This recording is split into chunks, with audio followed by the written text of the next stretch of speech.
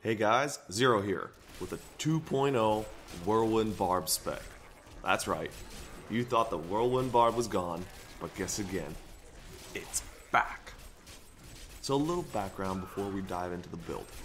Yesterday, patch 2.0 dropped on live servers to prepare the game for the Reaper of Souls expansion, which should be released on March the 25th.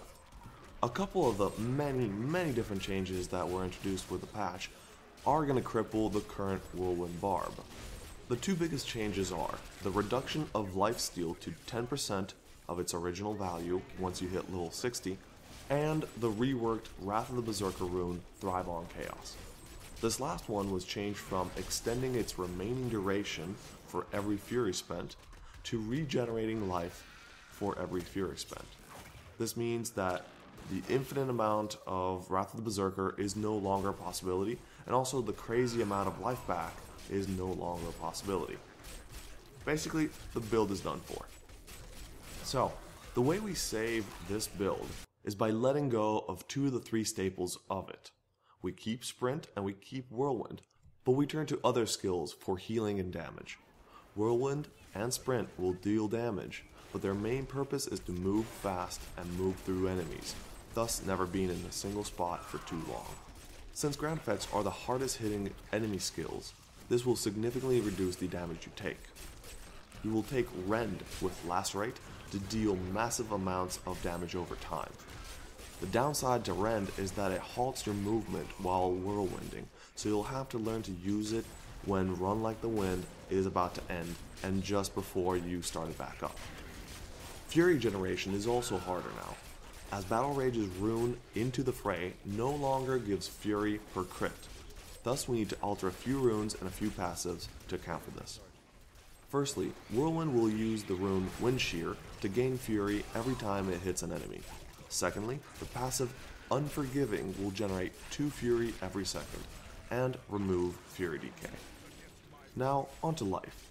Since lifesteal only does a tenth of what it used to, even having 8% or more of lifesteal won't do much.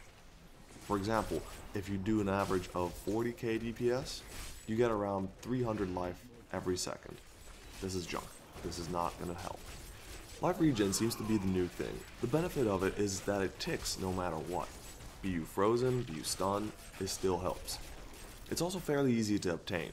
Warcry's rune Invigorate gives you 1650 every second. Moreover, the new legendary items boost your life regen by a large percentage. When things get really bad, we use Ground Stomp with Wrenching Smash to stun enemies for 4 seconds. This will be enough to get you out of a bad spot and apply Rend at the same time. So basically, you keep Warcry and Battle Rage up at all times, you use Fury generated from Warcry to start whirlwinding, and then you sprint around and Rend at opportune times. Given enough mobs, you should never run out of Fury. So you've been watching me go around and killing monsters, and I know this build does not look as good as the old one, but it's effective and it's quite safe. You can see my gear is nothing good, my health and my damage are low, but I still can do Torment 3 without major issues. It does take me a long time to kill stuff, but this is due to my low DPS and a little bit of inexperience with the build. Naturally, the build gets much better with some select new legendary items, as they will boost both damage and survivability. In fact, there's a guy that is easily farming Torment 6, which is the highest difficulty in the game with some of these legendaries. He's doing only 100k DPS, yet he's able to survive and quickly dispatch monsters. Indeed, the new legendaries are the name of the game, and they really do change how you spec your character around these new items. Somewhat like what had happened in Diablo 2. Well, I'm glad I can finally say this once again. Take care, and happy whirlwinding.